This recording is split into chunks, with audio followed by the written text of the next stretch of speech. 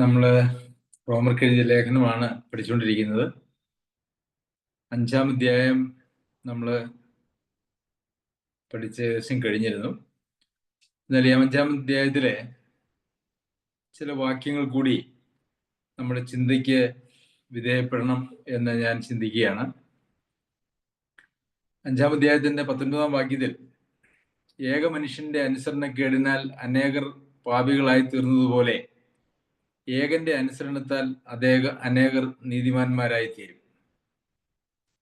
അപ്പോൾ കർത്താവായ യേശുക്രിസ്തു അനുസരിച്ചു പിതാവിന്റെ ഇഷ്ടത്തിന് പൂർണ്ണമായും വിധേയപ്പെട്ടിരുന്നു എന്ന് നമുക്ക് കാണാനായിട്ട് സാധിക്കും.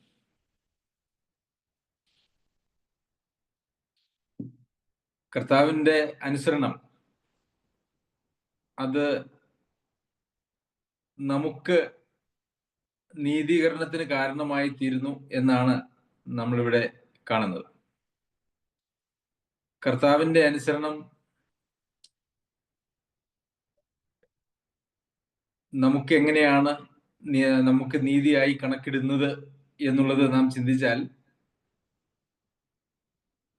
നാം കർത്താവിൽ വസിക്കുന്ന അല്ലെങ്കിൽ കർത്താവിലൂടെ നമുക്ക് വരുന്നതായിട്ടുള്ള എല്ലാ ആത്മീക അനുഗ്രഹങ്ങളെയും കുറിച്ച് നാം മനസ്സിലാക്കുകയും ചിന്തിക്കുകയും ചെയ്യേണ്ടത് ആവശ്യമാണ്. നമുക്കറിയാം, നാം എത്ര അനുസരണത്തിലേക്ക് വന്നാലും ദൈവം നമ്മെക്കുറിച്ച് ആഗ്രഹിക്കുന്നതായ ആ അനുസരണത്തിന്റെ തലത്തിലെത്താനായിട്ട് ഈ ലോകത്തിൽ മനുഷ്യന് അസാധ്യമാണ്. പ്രത്യേകിച്ച്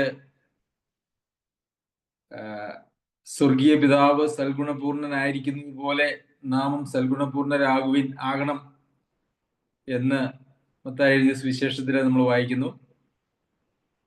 5-ാം അധ്യായത്തിൽ കർത്താവ് സൽഗുണപൂർണനായിരിക്കുന്ന പോലെ നാം സൽഗുണപൂർണരാകുവിൻ എന്നുള്ള പ്രബോധനമാണ്. എന്നാൽ സൽഗുണപൂർണർ, നിങ്ങളുടെ സ്വർഗസ്ഥനായ പിതാവ് സൽഗുണപൂർണരായിരിക്കുന്നത് പോലെ നമുക്ക് സൽഗുണപൂർണരാകുവാനായിട്ട് കഴിയുമോ എന്ന് ചോദിച്ചാൽ പൊതുവിൽ ആളുകൾ പറയും, അയ്യോ അതങ്ങനെ കഴിയുകയില്ല.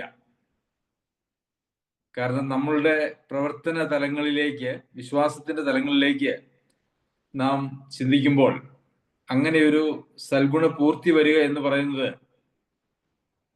അസാധ്യമാണ് എന്നുള്ളത് നമുക്കറിയാം. കാരണം തിന്മ എന്ന് പറയുന്നത് നാം അരുത് എന്ന് പറയുന്ന കാര്യങ്ങൾ ചെയ്യാതിരിക്കുന്നത് മാത്രമല്ല, ചെയ്യണമെന്ന് പറയുന്ന കാര്യങ്ങൾ ചെയ്യാതിരിക്കുന്നതും തിന്മയാണ്.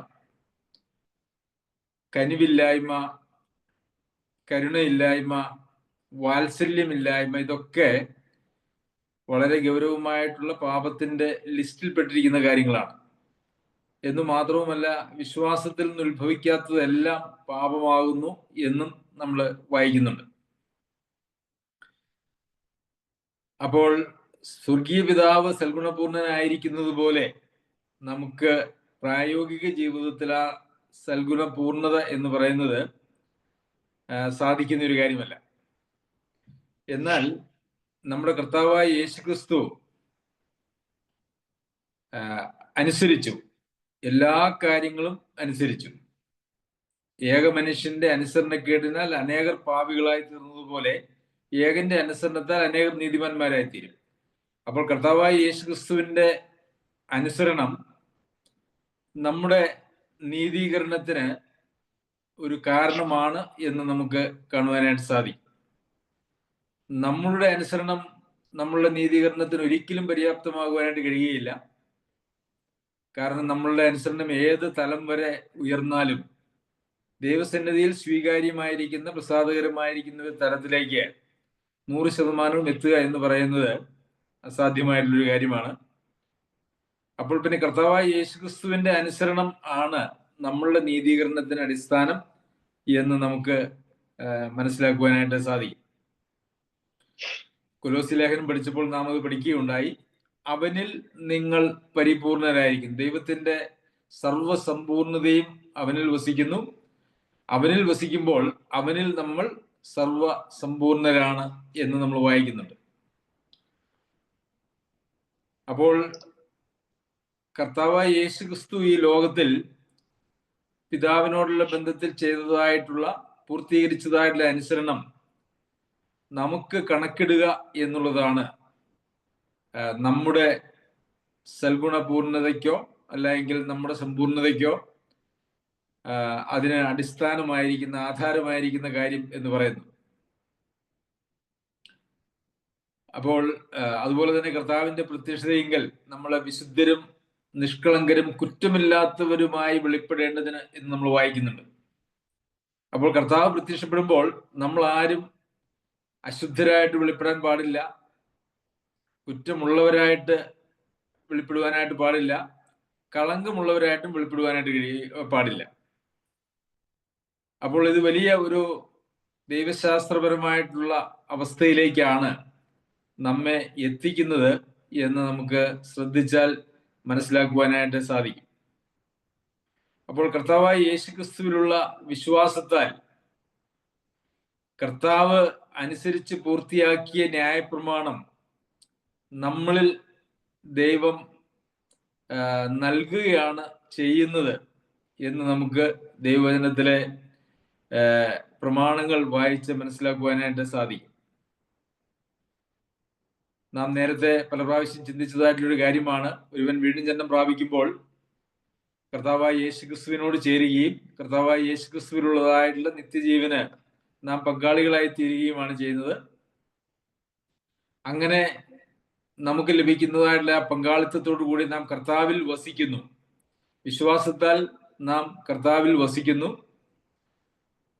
അപ്പോൾ അവിടെ ഈ കർത്താവിന്റെ അനുസരണവും അല്ലെങ്കിൽ നീതിയും വിശുദ്ധിയും ഒക്കെ നമുക്ക് കണക്കിടുന്നതിന്റെ അടിസ്ഥാനം എന്ന് പറയുന്നത് വിശ്വാസത്താൽ നാം കർത്താവിൽ വസിക്കുന്നു എന്നുള്ള ഒറ്റ കാരണത്താലാണ്.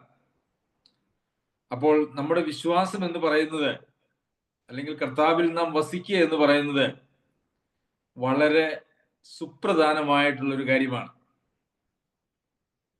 പലപ്പോഴും ഇന്ന് അനേക സുവിശേഷ വിഹിത സഭകളിൽ പോലും ഈ കർത്താവിൽ വസിക്കുന്നതിനെ കുറിച്ചോ അവനിൽ ഇരിക്കുന്നതിനെ കുറിച്ചോ ഉള്ളതായുള്ള പഠനങ്ങൾ വളരെ അപൂർവമാണ്.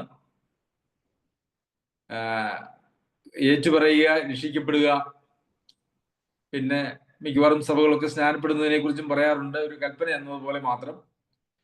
അത് കഴിഞ്ഞു കഴിഞ്ഞാൽ പിന്നെ നമ്മൾ നമ്മുടെ ഒരു ജീവിതം ജീവിക്കുക, അതിനുവേണ്ടി നമ്മുടെ ജീവിതത്തിന് വേണ്ടി കർത്താവിനെ ഉപയോഗിക്കുക, പ്രാർത്ഥനയിലൂടെയും ഉപവാസത്തിലൂടെയും ഒക്കെ കർത്താവിനെ നമ്മുടെ ജീവിത സൗകര്യങ്ങൾക്ക് വേണ്ടി ഉപയോഗിക്കുക.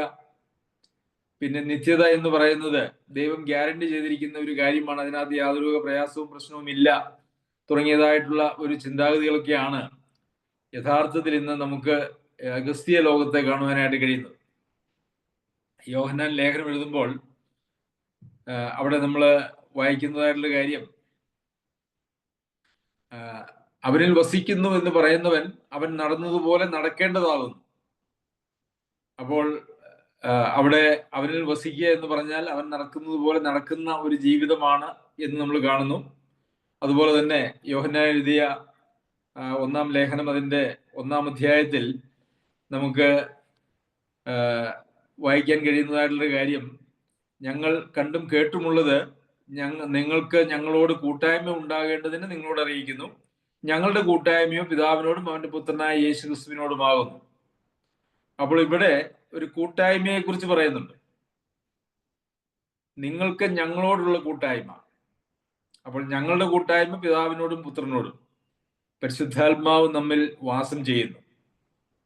അപ്പോൾ ക്രിസ്തീയ ജീവിതം എന്ന് പറയുന്നത് പരിശുദ്ധാത്മാവ് നമ്മിൽ വാസം ചെയ്തതുകൊണ്ട് നമ്മെ നിയന്ത്രിക്കുകയും പിതാവിനോടും പുത്രനോടും ഉള്ള കൂട്ടായ്മയിലൂടെ നിങ്ങൾക്കും ഞങ്ങൾക്കും, അതായത് വിശ്വാസികൾക്ക് എല്ലാവർക്കും അന്യോന്യം ഉണ്ടാകുന്നതായ ഒരു കൂട്ടായ്മ, ഇതാണ് യഥാർത്ഥത്തിലുള്ള ക്രിസ്തീയ ജീവിതം എന്ന് പറയുന്നത്. അപ്പോൾ പ്രിയമുള്ളവരെ, ഈ കർത്താവിൽ വസിക്കുക എന്ന് പറയുന്നത് നമ്മെ സംബന്ധിച്ചിടത്തോളം നമ്മളുടെ നിത്യതയെ ബാധിക്കുന്നതായിട്ടുള്ള ഒരു സുപ്രധാനമായിട്ടുള്ള കാര്യമാണ്. അതിനെ സംബന്ധിച്ച് നമ്മൾ അങ്ങനെ എത്രത്തോളം ചിന്തിക്കുന്നുണ്ട് എന്നുള്ളത് ഞാൻ പലപ്പോഴും ഭയപ്പെടാറുണ്ട്. കർത്താവിന്റെ അനുസരണം നമുക്ക് കണക്കിട്ട് കിട്ടുന്നില്ല എങ്കിൽ നമ്മളുടെ അനുസരണത്തിന്റെ അടിസ്ഥാനത്തിലൊന്നും ദൈവസന്നിധിയിലുള്ള സ്വീകാര്യതയ്ക്ക് യാതൊരു യോഗ്യതയും ഇല്ല എന്നുള്ളത് നമ്മൾ മനസ്സിലാക്കും. ഈ കർത്താവിനോട് കൂടെ വസിക്കുന്നതിന്റെ ഒരു പ്രാധാന്യം കർത്താവ് തന്നെ ഈ ലോകത്ത് ജീവിച്ചിരുന്ന സമയത്ത് തൻ്റെ ശിഷ്യന്മാരോട് പറയുകയുണ്ടായി. അതിന്റെ വിശദമായിട്ടുള്ള ഒരു പ്രസ്താവന നമുക്ക് യോഹന്നാൻ എഴുതിയ സുവിശേഷം 15-ാമത്തെ അധ്യായത്തിൽ കാണുവാനായിട്ട് കഴിയും. ഞാൻ സാക്ഷാൽ മുന്തിരിവള്ളിയും എൻ്റെ പിതാവ് തോട്ടക്കാരനുമാകുന്നു. എന്നിൽ കായ്ക്കാത്ത കൊമ്പൊക്കെയും അവൻ നീക്കിക്കളയുന്നു, കായ്ക്കുന്നതൊക്കെയും അധികം ഫലം കായ്ക്കേണ്ടതിന് ചെത്തിപിടിപ്പാക്കുന്നു. അപ്പോൾ ഇവിടെ കർത്താവിൽ കായ്ക്കാത്ത കൊമ്പ് എന്ന് നമ്മൾ വായിക്കുന്നുണ്ട്. കർത്താവിൽ കായ്ക്കാത്ത കൊമ്പ് എന്ന് പറഞ്ഞാൽ എന്താണ്? അപ്പോൾ കർത്താവിൽ ഒരാൾ കർത്താവിനോട് ചേർന്നാൽ, മുന്തിരിവള്ളിയിൽ ഒരു കൊമ്പ് ഇരിക്കുന്നു എന്ന് വന്നാൽ അതിന്റെ അർത്ഥം ആ കൊമ്പ് അവിടെ കർത്താവിനോട് ചേർന്നിട്ടുണ്ട്, വള്ളിയോട് ചേർന്നിട്ടുണ്ട് എന്ന് നമുക്ക് കാണാനായിട്ട് കഴിയും. എന്നാൽ ഫലം കായ്ക്കാത്ത ഒരു കൊമ്പ് അത് അവൻ നീക്കിക്കളയുന്നു എന്നാണ്. എന്താണ് ഈ ഫലം കായ്ക്കാത്ത കൊമ്പ് എന്ന് പറയുന്നതിന് കാരണം? ഞാൻ വിചാരിക്കുന്നു, അവനിൽ വസിക്കുന്നു എന്ന് പറയുന്നവൻ അവൻ നടന്നതുപോലെ നടക്കേണ്ടതാകും. അവൻ നടന്നതുപോലെ നടക്കാത്ത കൊമ്പുകൾ ഫലം കായ്ക്കാനായിട്ട് കഴിയാത്തതായിട്ടുള്ള കൊമ്പുകളാണ്. അല്ലെങ്കിൽ അവൻ നടന്നതുപോലെ നടക്കുക എന്ന് പറയുന്നത് തന്നെ ഫലം കായ്ക്കുന്നതാണ്. നമുക്കറിയാം, ഫലം എന്ന് പറയുന്നത് ആത്മാവിന്റെ ഫലം എന്ന് പറഞ്ഞ് നമ്മൾ ഗലാത്യലേഖനം 5-ാം അധ്യായത്തിൽ വായിക്കുന്നുണ്ട്.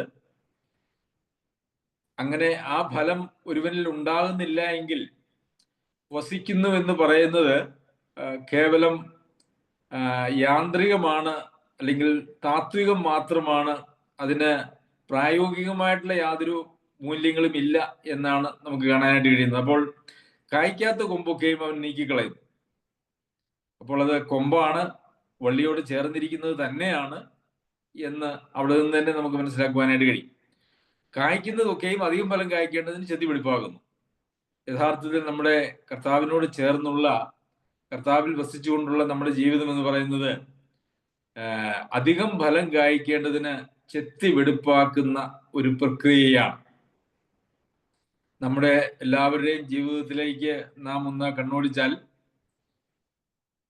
കർത്താവ് നമ്മെ ചെത്തിവെടിപ്പാക്കുന്നതായിട്ടുള്ള ധാരാളം സന്ദർഭങ്ങളിലൂടെ നാം എല്ലാവരും കടന്നു പോകുന്നുണ്ട് എന്നുള്ളത് നമുക്ക് മനസ്സിലാക്കുവാനായിട്ട് കഴിയും. നമ്മെ ചെത്തുന്നുമില്ല, വെടിപ്പാക്കുന്നുമില്ല എങ്കിൽ ഒരുപക്ഷെ സാധ്യതയുള്ള കാര്യം എന്ന് പറയുന്നത് നമ്മൾ ഫലം കായ്ക്കാത്ത കൊമ്പ് എന്നുള്ള നിലയിൽ വെട്ടി നീക്കിയിരിക്കുന്ന ഒരു കൊമ്പ് എന്ന് വരുവാനായിട്ടുള്ള സാധ്യതയുണ്ട്. നമുക്കങ്ങനെ വിധിക്കാനായിട്ടൊന്നും കഴിയില്ല. ഞാൻ ഇത് വായിച്ച് ധ്യാനിച്ചപ്പോൾ ഞാനിങ്ങനെ ചിന്തിക്കുകയായിരുന്നു, എബ്രായർക്ക് എഴുതിയ ലേഖനം. അവിടെ ലേഖനകാരൻ അവര് വളരെ, അതായത് വിശ്വാസത്തിൽ നിലനിൽക്കുന്നതിന്റെ ഫലമായിട്ട് വളരെ കഷ്ടതയിലൂടെ, ശോധനയിലൂടെ, ഒരുപക്ഷെ ഇനി പഴയ വിശ്വാസത്തിലേക്ക് കടന്നു പോകാൻ വരെ ആലോചിക്കത്തക്ക രീതിയിൽ സഹിക്കാൻ കഴിയാത്തതായിട്ടുള്ള പ്രയാസങ്ങളിലൂടെ അവരെ കടന്നു പോകുമ്പോഴും ലേഖനകാരൻ അവരോട് പറയുന്നതായിട്ടുള്ള കാര്യം നമുക്കൊരു പക്ഷേ ഇച്ചിരി ക്രൂരമായി പോയോ എന്ന് പോലും ചിന്തിക്കുവാനായിട്ടുള്ള സാധ്യതയുണ്ട്. 12-ാം അധ്യായത്തില് മകനെ കർത്താവിന്റെ ശിക്ഷ നിരസിക്കരുത്, അവൻ ശാസിക്കുമ്പോൾ മുഷിയും വരുത്. കർത്താവ് താൻ സ്നേഹിക്കുന്നവരെ ശിക്ഷിക്കുന്നു, താൻ കൈക്കൊള്ളുന്ന ഏതു മകനെയും തല്ലുന്നു എന്നിങ്ങനെ മക്കളോട് എന്ന പോലെ നിങ്ങളോട് സംവദിക്കുന്ന പ്രബോധനം നിങ്ങൾ മറന്നു കളഞ്ഞുവോ? അപ്പോൾ അവര് വലിയ കഷ്ടങ്ങളിലൂടെ, വിശ്വാസത്തിന്റെ പേരിൽ തന്നെ വന്നതായിട്ട് അനേക കഷ്ടങ്ങളിലൂടെ കടന്നു പോകുമ്പോഴും യഥാർത്ഥത്തിൽ അത് ദൈവം അവരെ ബാലശിക്ഷ കഴിക്കുന്നതാണ് എന്നുള്ള നിലയിൽ വളരെ കൃത്യമായിട്ടാണ് ഇവിടെ ലേഖനകാരൻ പറയുന്നത്. അപ്പോൾ നമ്മുടെ ജീവിതത്തിൽ വിവിധ നിലകളിൽ നമ്മെ ചെത്തിവെടുപ്പാക്കുന്നതായിട്ടുള്ള ഒരു പ്രക്രിയ ദൈവം നടത്തിക്കൊണ്ടിരിക്കും. അത് അധികം ഫലം കായ്ക്കേണ്ടതിനാണ് എന്ന് നമുക്ക് മനസ്സിലാക്കുവാനായിട്ട് സാധിക്കണം. നാലാമത്തെ വാക്യത്തിൽ, യോഹന്നാൻ സുവിശേഷം 15-ാം അധ്യായത്തിന്റെ 4-ാം വാക്യത്തിൽ, എന്നിൽ വസിപ്പിൻ, ഞാൻ നിങ്ങളിലും വസിക്കും. അപ്പോൾ കർത്താവ് പറയുന്നത് കർത്താവിൽ വസിക്കണം എന്ന് തന്നെയാണ്. കർത്താവിൽ വസിച്ചാൽ മാത്രമേ കർത്താവ് നമ്മളിലും വസിക്കുകയുള്ളൂ. വസിക്കുക എന്ന് പറയുന്നത്, യോഹന്നാൻ ലേഖനം എഴുതുമ്പോൾ അതിനെക്കുറിച്ച് പറയുന്നത് കൂട്ടായ്മ എന്നുള്ള നിലയിലാണ്. ഞങ്ങളുടെ കൂട്ടായ്മ, നിങ്ങൾക്ക് ഞങ്ങളോട് കൂട്ടായ്മ ഉണ്ടാകണം, ഞങ്ങളുടെ കൂട്ടായ്മ പിതാവിനോടും പുത്രനോടുമാകും. അപ്പോൾ അവനോടുള്ള കൂട്ടായ്മയിൽ വസിക്കുന്നതിനെ സംബന്ധിച്ചാണ് ഇവിടെ വസിപ്പിൻ എന്ന് പറയുന്നത്. പിന്നെ ഇവിടെ കാണുന്നത്, കൊമ്പിന് മുന്തിരിവള്ളിയിൽ വസിച്ചിട്ടല്ലാതെ സ്വയമായി കായ്പാൻ കഴിയാത്തതുപോലെ എന്നിൽ വസിച്ചിട്ടല്ലാതെ നിങ്ങൾക്ക് കഴിയുകയില്ല.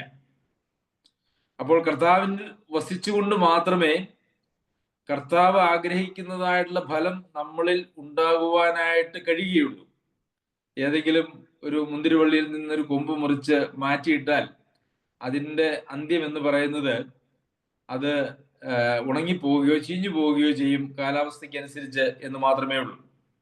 അതല്ലാതെ അതിനെ ഒരിക്കലും ഫലം കായ്ക്കുവാനായിട്ട് കഴിയില്ല. അപ്പോൾ കർത്താവായ യേശു ക്രിസ്തുവിൽ വസിച്ചാൽ മാത്രമേ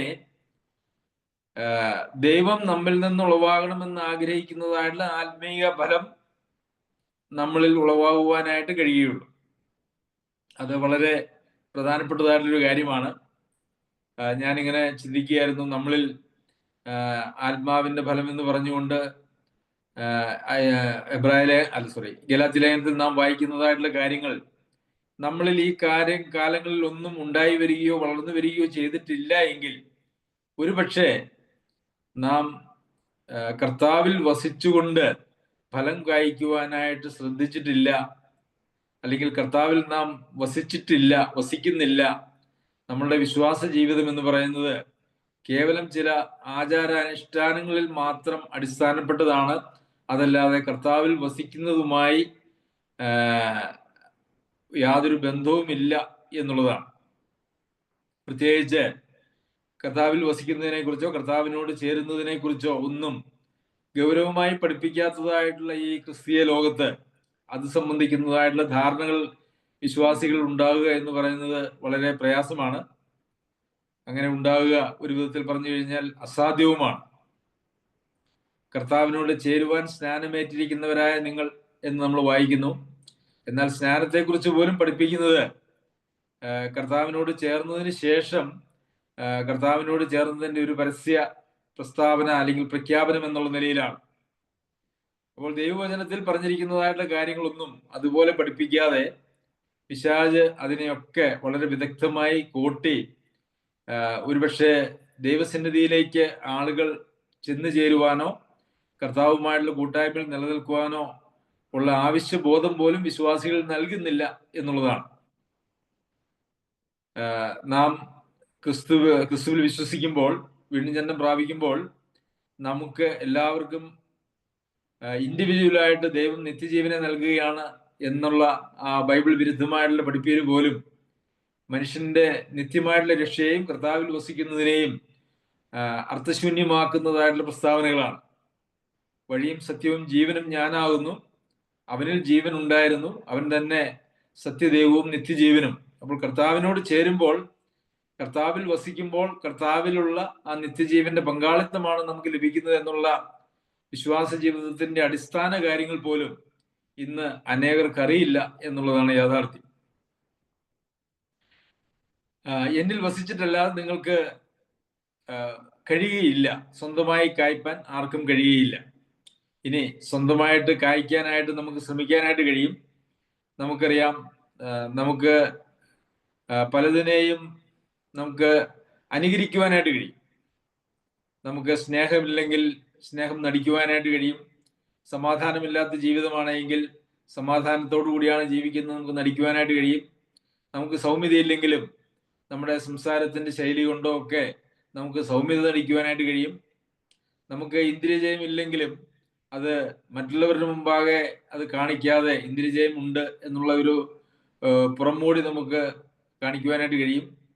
ദയയില്ലെങ്കിലും പരോപകാരം ചെയ്യാൻ മനസ്സില്ലെങ്കിലും നമുക്ക് എന്തെങ്കിലുമൊക്കെ നമ്മളിൽ നിന്നായിട്ട് ചെയ്തുകൊണ്ട്, എന്തെങ്കിലുമൊക്കെ എപ്പോഴെങ്കിലുമൊക്കെ ചെയ്തുകൊണ്ട് നമുക്ക് പലതും അനുകരിക്കുവാനായിട്ട് കഴിയും. എന്നാൽ ദൈവം നമ്മളിൽ നിന്നുളവാകുന്നതായിട്ടുള്ള ഫലമല്ല, അത് ദൈവസന്നിധിയിൽ സ്വീകാര്യമല്ല. അതിനെ ജഡത്തിന്റെ പ്രവൃത്തികൾ എന്ന് മാത്രമേ പറയുവാനായിട്ട് കഴിയുള്ളൂ. നമ്മളിൽ നിന്നുണ്ടാവുന്നതായ അല്ലെങ്കിൽ ജഡത്തിൽ നിന്നുണ്ടാകുന്നതായിട്ടുള്ള നല്ല പ്രവൃത്തികൾക്ക് പോലും അതിനോട് ചേർന്ന് ദോഷമായിട്ടുള്ള മനോഭാവങ്ങളും ലക്ഷ്യങ്ങളും ഒക്കെ ഉണ്ടായിരിക്കും. അതൊന്നും ദൈവസന്നിധിയിൽ സ്വീകാര്യമല്ലാത്തതായിട്ടുള്ള കാര്യങ്ങളാണ്. അപ്പോൾ സ്വയമായി കായ്ക്കുവാൻ, ദൈവസന്നിധിയിൽ സ്വീകാര്യമുള്ള ഒരു ഫലം കായ്ക്കുവാൻ നമ്മളെ കൊണ്ട് കഴിയുകയില്ല. എന്നാൽ കർത്താവിൽ വസിച്ചിട്ടല്ലാതെ അത് നടക്കുകയില്ല എന്ന് നമ്മൾ വായിക്കുന്നുണ്ട്. പിന്നെ 5-ാമത്തെ വാക്യത്തിലേക്ക് വരുമ്പോൾ, ഞാൻ മുന്തിരിവള്ളിയും നിങ്ങൾ കൊമ്പുകളുമാകുന്നു, ഒരുത്തിന് എന്നിലും ഞാൻ അവനിലും വസിക്കുന്നുവെങ്കിൽ അവൻ വളരെ ഫലം കായ്ക്കും, എന്നെ പിരിഞ്ഞ് നിങ്ങൾക്ക് ഒന്നും ചെയ്യുവാൻ കഴിയില്ല. നമുക്കറിയാം, കർത്താവിനെ പിരിഞ്ഞ് ജീവിക്കുന്ന ആളുകളാണ് ഈ ലോകത്തിലുള്ളവരെല്ലാവരും. എല്ലാവരുമല്ല, ബഹുഭൂരിപക്ഷം ആളുകളും അങ്ങനെയാണ്. അവരൊക്കെ അവരുടെ ജീവിതത്തിൽ എന്തെല്ലാം കാര്യങ്ങൾ ചെയ്യുന്നുണ്ട്. അവര് ജോലി ചെയ്യുന്നുണ്ട്, ധനം സമ്പാദിക്കുന്നുണ്ട്, അവർ വിവാഹം കഴിക്കുന്നുണ്ട്, കുഞ്ഞുങ്ങളുണ്ടാകുന്നുണ്ട്, കുഞ്ഞുങ്ങളെ പഠിപ്പിക്കുന്നുണ്ട്. ഈ ലോകത്തിലെ എല്ലാ കാര്യങ്ങളും ഒരു പക്ഷേ ഒരു ദൈവ പൈതൽ ചെയ്യുന്നത് പോലെയുള്ള എല്ലാ കാര്യങ്ങളും അവര് ചെയ്താണ് ജീവിക്കുന്നത്. എന്നാൽ ഇവിടെ പറയുന്നത്, നിങ്ങൾക്ക് എന്നെ പിരിഞ്ഞ് ഒന്നും ചെയ്യാൻ കഴിയില്ല. അപ്പോൾ പിന്നെ ദൈവത്തിൽ വസിച്ചുകൊണ്ട് മാത്രം ചെയ്യുവാൻ കഴിയുന്നതും വസിക്കാൻ കഴിയാത്തതുമായിട്ടുള്ള കാര്യങ്ങൾ എന്ന് പറയുന്നത് ഈ ലോകത്തിലെ എന്തെങ്കിലും ജീവിതവുമായിട്ട് ബന്ധപ്പെട്ട കാര്യങ്ങളല്ല, മറിച്ച് നമ്മുടെ ആത്മീയ ദൈവവുമായിട്ടുള്ള ബന്ധത്തിൽ ദൈവം നമ്മിൽ നിന്ന് ആഗ്രഹിക്കുന്നതായിട്ടുള്ള കാര്യങ്ങളാണ് എന്ന് നമുക്കറിയാമല്ലോ. അതുകൊണ്ട് കർത്താവിൽ വസിക്കുക എന്ന് പറയുന്നത് ദൈവപ്രസാദമായി ജീവിക്കുന്നതിനും ദൈവത്തിന് പ്രസാദമായിട്ടുള്ള ഫലം നമ്മളിൽ ഉളവാകുന്നതിനും അത് വളരെ ആവശ്യമാണ്. 6-ാം വാക്യത്തിൽ, എന്നിൽ വസിക്കാത്തവനെ ഒരു കൊമ്പ് പോലെ പുറത്ത് കളഞ്ഞിട്ട് അവൻ ഉണങ്ങിപ്പോകുന്നു, ആ വക ചേർത്ത് തീയിൽ ഇടുന്നു, അത് വെന്തു പോകും. എന്നിൽ വസിക്കാത്തവനെ എന്ന് പറഞ്ഞാൽ അവിടെ എന്നിൽ ഫലം കായ്ക്കാത്തവനെ എന്നാണ് അതിന്റെ യഥാർത്ഥത്തിലുള്ള അർത്ഥം. കാരണം കർത്താവിൽ മുന്തിരിവള്ളിയോട് കൊമ്പ് ചേർന്നിരിക്കുന്നു. എന്നിൽ വസിക്കാത്ത എന്ന് പറഞ്ഞാൽ ആ കൊമ്പ് മുന്തിരിവള്ളിയോട് ചേർന്നിരിക്കുന്നുവെങ്കിൽ പോലും അവിടെ ഫലം കായ്ക്കാൻ കഴിയുന്നില്ല എന്നുള്ള നിലയിലാണ് അത് ഉപയോഗിച്ചിരിക്കുന്നത് എന്നതിന് മുമ്പുള്ള വാക്യങ്ങൾ നാം വായിച്ചാൽ നമുക്ക് മനസ്സിലാക്കുവാനായിട്ട് കഴിയും. എന്നിൽ വസിച്ചു കഴിഞ്ഞാൽ ഫലം കായ്ക്കും, ഫലം കായ്ക്കുന്നില്ലെങ്കിൽ എന്നിൽ വസിക്കുന്നില്ല എന്നാണ് അതിന്റെ അർത്ഥം. അതുകൊണ്ട് എന്നിൽ വസിക്കാത്തവനെ എന്ന് പറഞ്ഞാൽ ഫലം കായ്ക്കാത്തവനെ എന്നുള്ളതാണ് അതിന്റെ വളരെ നേരെയുള്ളതായിട്ടുള്ള വ്യാഖ്യാനം എന്ന് പറയുന്നത്. ഒരു കൊമ്പ് പോലെ പുറത്ത് കളഞ്ഞിട്ട് അവൻ ഉണങ്ങിപ്പോകുന്നു. അപ്പോൾ നിങ്ങൾ എന്നിലും എൻ്റെ വചനം നിങ്ങളിലും വസിച്ചാൽ നിങ്ങൾ ഇച്ഛിക്കുന്നതെങ്കിലും അപേക്ഷിപ്പിൻ, അത് നിങ്ങൾക്ക് കിട്ടും. അപ്പോൾ ഇവിടെ നിങ്ങൾ എന്നിൽ വസിപ്പിൻ, ഞാൻ നിങ്ങളിലും വസിക്കും എന്നാണ് നമ്മൾ മുമ്പ് 2 വാക്യങ്ങളിൽ വായിച്ചത്. ഇവിടെ പറയുന്നു, നിങ്ങൾ എന്നിലും എൻ്റെ വചനം നിങ്ങളിലും വസിച്ചാൽ. അപ്പോൾ കർത്താവ് നമ്മിൽ വസിക്കുന്നത് എങ്ങനെയാണ് എന്ന് ചോദിച്ചാൽ, കർത്താവിന്റെ വചനം നമ്മളിൽ വസിക്കുന്നതിലൂടെയാണ്.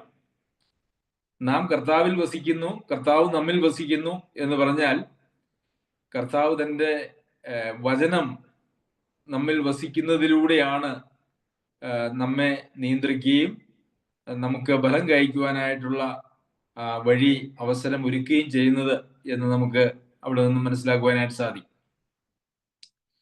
നിങ്ങൾ വളരെ ഫലം കായ്ക്കുന്നതിനാൽ എൻ്റെ പിതാവ് മഹത്വപ്പെടുന്നു, അങ്ങനെ നിങ്ങൾ എൻ്റെ ശിഷ്യന്മാരാകും. അപ്പോൾ കർത്താവ് അന്ത്യകൽപ്പന കൊടുത്തത്, നിങ്ങൾ ലോകമെങ്ങും പോയി സുവിശേഷം പറയുക, അല്ലെ, പിതാവിന്റെ പുത്രന്റെയും പരിശുദ്ധാത്മാവിന്റെ നാമത്തിൽ സ്നാനം കഴിപ്പിച്ചും ഞാൻ നിങ്ങളോട് കൽപ്പിച്ചതൊക്കെയും അനുസരിപ്പാൻ തക്കവണ്ണം ഉപദേശിച്ചുകൊണ്ട് സകല ജാതികളെയും ശിഷ്യരാക്കിക്കൊള്ളുവിൻ. അപ്പോൾ കർത്താവിന്റെ കൽപ്പന എന്ന് പറയുന്നത് മനുഷ്യരെ കർത്താവിന്റെ ശിഷ്യന്മാരാക്കുക എന്നുള്ളതാണ്. അപ്പോൾ കർത്താവിന്റെ ശിഷ്യന്മാർ ആരാണ് എന്ന് ചോദിച്ചാൽ, അങ്ങനെ ഫലം കായ്ക്കുന്ന ആളുകളാണ് കർത്താവിന്റെ ശിഷ്യന്മാർ ആയിട്ട് കർത്താവ് പരിഗണിക്കുന്നുള്ളൂ എന്ന് നമുക്ക് കാണുവാനായിട്ട് സാധിക്കും. പ്രിയമുള്ളവരെ, നാം ദൈവം ആഗ്രഹിക്കുന്ന നിലയിൽ ഫലം കായ്ക്കുന്ന ആളുകളാണ്. നമ്മൾ ആത്മീയമായിട്ടുള്ള ഫലങ്ങൾ ഉണ്ടാകുന്നില്ല എങ്കിൽ അതിന്റെ അർത്ഥം നാം അവനിൽ വസിക്കുന്നില്ല എന്നുള്ള ഒരു യാഥാർത്ഥ്യമാണ്. നമുക്കറിയാം, ഏതെങ്കിലും ഒരു കൊമ്പ് അതിന്റെ വൃക്ഷത്തോട് ചേർന്നിരുന്നാൽ ഫലം കായ്ക്കാതിരിക്കാനായിട്ട് അതിന് കഴിയുകയില്ല. എന്നാൽ ഒരു കമ്പ് അതിന്റെ തായ് വൃക്ഷത്തോട് ചേർന്നിരിക്കുന്നില്ല എങ്കിൽ അതിന് ഒരിക്കലും ഫലം കായ്ക്കുവാനായിട്ടും കഴിയുകയില്ല. നമ്മുടെ ജീവിതത്തെ നാം ഒന്ന് പരിശോധിച്ചാൽ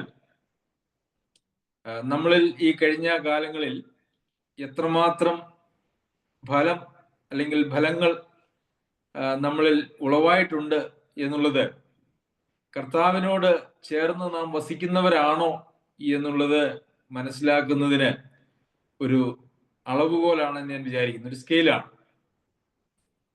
ഇന്ന് പല ആളുകളും ക്രിസ്തീയ ജീവിതത്തെ കണക്കാക്കുന്നത് ക്രിസ്തുവിനോടൊത്തുള്ള ഒരു ജീവിതം, കർത്താവ് നമ്മെ ഏൽപ്പിച്ചു പോയ, തുടരുവാൻ നമ്മെ ഏൽപ്പിച്ചു പോയതായിട്ടുള്ള ആ ശുശ്രൂഷ കർത്താവിൽ വസിച്ചുകൊണ്ട് ചെയ്യുന്നതായിട്ടുള്ള ഒരു ജീവിതം എന്നുള്ള നിലയിലൊന്നുമല്ല.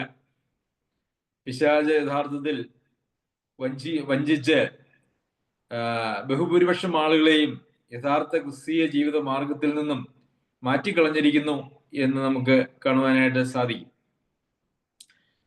നമ്മളിൽ ഫലം ഉണ്ടാകുക എന്ന് പറയുന്നത്, നമുക്ക് ഗലാത്യ ലേഖനത്തിലേക്ക് വന്നാൽ അവിടെ നമ്മളിൽ ഉണ്ടാകേണ്ടതായിട്ടുള്ള ഫലത്തെക്കുറിച്ച് നാം കാണുമ്പോൾ അത് ദൈവികമായിട്ടുള്ള സ്വഭാവങ്ങൾ നമ്മളിൽ രൂപപ്പെടുക എന്നുള്ളതാണ് എന്ന് നമുക്ക് കാണുവാനായിട്ട് സാധിക്കും.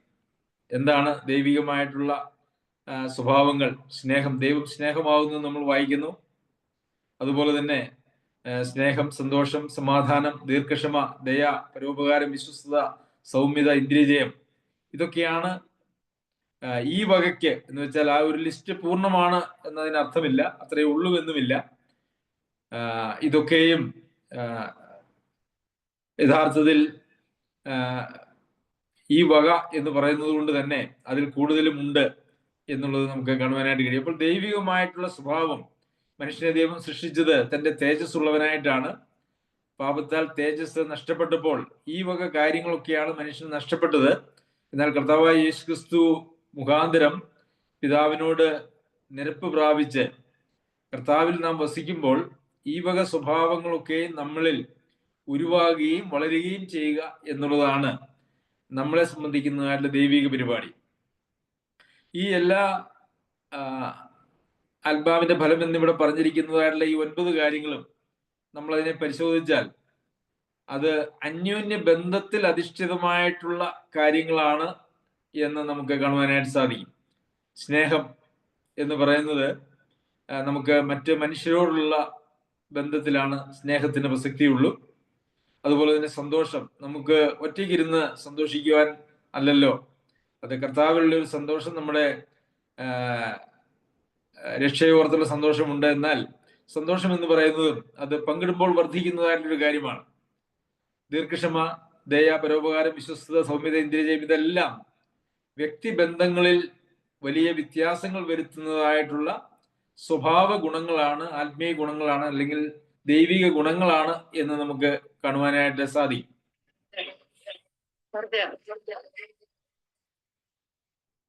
അപ്പോൾ നാം ശ്രദ്ധിക്കേണ്ടതായിട്ടുള്ളൊരു കാര്യം, ക്രിസ്തീയ ജീവിതത്തിന്റെ ആകത്തുക എന്ന് പറയുന്നത് യഥാർത്ഥത്തിൽ ദൈവം ആഗ്രഹിക്കുന്നത് പോലെയുള്ള ഒരു വ്യക്തിബന്ധങ്ങൾ നമ്മുടെ സഭകളിൽ ഉണ്ടാവുക എന്നുള്ളതാണ്. അതാണ് യഥാർത്ഥത്തിൽ നമ്മുടെ വിശുദ്ധീകരണം എന്ന് പറയുന്നത്, അല്ലെങ്കിൽ നമ്മിൽ ഉണ്ടാവുന്നതായിട്ടുള്ള ഫലം എന്ന് പറയുന്നത് അത് തന്നെയാണ്. ദൈവം ആഗ്രഹിക്കുന്നതായിട്ടുള്ള സ്വഭാവ ഗുണങ്ങൾ വ്യക്തികൾ തമ്മിലുള്ള ബന്ധങ്ങളിൽ വെളിപ്പെടുക, അന്യോന്യ ബന്ധങ്ങളിൽ വെളിപ്പെടുക. അത് സ്നേഹത്തിലും സന്തോഷത്തിലും ക്ഷമിക്കുന്നതിലും ദയ കാണിക്കുന്നതിലും പരോപകാരത്തിലും വിശ്വസ്തതയിലും സൗമ്യതയിലും ഇന്ദ്രിയജയത്തിലും ഒക്കെ അത് വെളിപ്പെടേണ്ടതായിട്ടുണ്ട്. അപ്പോൾ ഈ വക ആത്മീകമായിട്ടുള്ള സ്വഭാവ ഗുണങ്ങൾ, ദൈവികമായിട്ടുള്ള ഗുണങ്ങൾ നമ്മിൽ ഈ കാലങ്ങളിൽ എത്രത്തോളം വളർന്നു വന്നിട്ടുണ്ട് എന്നുള്ളത് നാം ഓരോരുത്തരും നമ്മെക്കുറിച്ച് പരിശോധിക്കേണ്ടത് ആവശ്യമാണ്. അങ്ങനെ ഉണ്ടായി വരുന്നുവെങ്കിൽ മാത്രമേ നാം കർത്താവിൽ വസിക്കുന്നുള്ളൂ എന്ന് നമുക്ക് കാണുവാനായിട്ട് സാധിക്കും. കാരണം കർത്താവ് തന്നെ പറഞ്ഞത്, എന്നിൽ വസിച്ചല്ലാതെ നിങ്ങൾക്ക് ഒന്നും ചെയ്യുവാനായിട്ട് കഴിയുകയില്ല. കർത്താവ് നമ്മുടെ ജീവിതത്തിൽ ചെയ്യാൻ ആഗ്രഹിക്കുന്നതായ വിശുദ്ധീകരണം, അല്ല എങ്കിൽ നമ്മളിലൂടെ ദൈവം ചെയ്യുവാനായിട്ട് ആഗ്രഹിക്കുന്നതായിട്ടുള്ള ഒരു കർത്താവിന്റെ ദാസന്മാർ അല്ലെങ്കിൽ അംബാസഡർമാർ എന്നുള്ള നിലയിൽ, സ്ഥാനാപതികൾ എന്നുള്ള നിലയിൽ ചെയ്യുവാൻ ആഗ്രഹിക്കുന്നതായിട്ടുള്ള എല്ലാ കാര്യങ്ങളും കർത്താവിൽ വസിച്ചുകൊണ്ട് മാത്രമേ നമുക്ക് ചെയ്യുവാനായിട്ട് കഴിയുള്ളൂ. അപ്പോൾ കർത്താവിന്റെ അനുസരണം നമുക്ക് കണക്കിടണമെങ്കിൽ, കർത്താവിന്റെ നീതി നമ്മുടെ നീതിയായ ദൈവം കണക്കിടണമെങ്കിൽ, കർത്താവിന്റെ വിശുദ്ധി നമ്മുടെ വിശുദ്ധിയായിട്ട് ദൈവം കണക്കിടണമെങ്കിൽ, നമുക്ക് എന്തെങ്കിലും നമ്മളുടെ ജീവിതത്തിലോ അതുപോലെ തന്നെ മറ്റുള്ളവരോടുള്ള ബന്ധത്തിലോ നാം എന്തെങ്കിലും പ്രയോജനമുള്ളവരായി, ദൈവത്തിന് പ്രയോജനമുള്ളവരായി തീരണമെങ്കിൽ നാം കർത്താവിൽ വസിക്കുക എന്ന് പറയുന്നത് ഏറെ പ്രാധാന്യമുള്ള ഒരു കാര്യമാണ്. അപ്പോൾ കർത്താവിൽ വസിക്കുന്നത് വിശ്വാസത്താലാണ് എന്ന് നമുക്കറിയാം. അപ്പോൾ നമ്മുടെ വിശ്വാസം എന്ന് പറയുന്നത് നമ്മൾ ഏറെ പരിശോധിക്കേണ്ടതായിട്ടുള്ളൊരു വിഷയമാണ്. ദൈവവചനത്തിൽ വിശ്വാസം എന്ന് പറയുന്നത് എന്താണ് എന്നുള്ളതിനെ കുറിച്ച് കഴിഞ്ഞ കാലങ്ങളിൽ ധാരാളം ക്ലാസ്സുകൾ നമ്മൾ എടുത്തിട്ടുണ്ട്. അത് സംബന്ധിച്ച് ഒരു വ്യക്തമായിട്ടുള്ള ധാരണ നിങ്ങൾക്ക് ലഭിച്ചിട്ടുണ്ട് എന്ന് ഞാൻ വിചാരിക്കുന്നു. ഈ ലോകത്തിലെ ഒന്നുമായിട്ട് ബന്ധപ്പെട്ട കാര്യങ്ങളല്ല വിശ്വാസം എന്ന് പറയുന്നത്. അത് ദൈവം നമുക്ക് വേണ്ടി ചെയ്തതും നമ്മളിലൂടെ ചെയ്യുന്നതും നമുക്കായിട്ട് ഒരുക്കിയിരിക്കുന്നതുമായിട്ടുള്ള നിത്യപരിപാടിയിലുള്ള കാര്യങ്ങൾ മാത്രമാണ് ആ വിശ്വാസത്തിൽ ഉൾപ്പെട്ടിരിക്കുന്നതായിട്ടുള്ള കാര്യങ്ങൾ. അതുകൊണ്ട് പ്രിയമുള്ളവരെ, നമുക്ക് നമ്മെ തന്നെ വളരെ ഗൗരവമായിട്ടുള്ള ഒരു പരിശോധനയിലൂടെ നാം നമ്മെ തന്നെ കടത്തിവിടേണ്ടത് ആവശ്യമാണ്. കർത്താവായ യേശുക്രിസ്തുവിങ്കൽ ഫലം കായ്ക്കാനായിട്ട് നമുക്ക് കഴിയുന്നില്ല എങ്കിൽ, ഫലം കായ്ക്കുന്നില്ല എങ്കിൽ, കർത്താവിൽ വസിക്കാത്ത ഒരു കൊമ്പായി കണക്കാക്കി അതിനെ വെട്ടി കളയും എന്ന് തന്നെയാണ് നമ്മൾ വായിക്കുന്നത്. ദൈവം നമ്മെ സഹായിക്കട്ടെ. നമ്മുടെ വചനപഠനം വരുന്ന ദിവസങ്ങളിൽ കർത്താവിന് വേണ്ടി ഫലം കായ്ക്കുവാനും, കർത്താവിൽ വസിച്ച് കർത്താവിലുള്ള നീതിയും വിശുദ്ധിയും ജ്ഞാനവും ഒക്കെ നമുക്ക് കണക്കിടേണ്ടതിനും ദൈവം ഇടവരുത്തട്ടെ. അവന്റെ അതിപരിശുദ്ധ നാമം വാഴ്ത്തപ്പെടുമാറാകട്ടെ.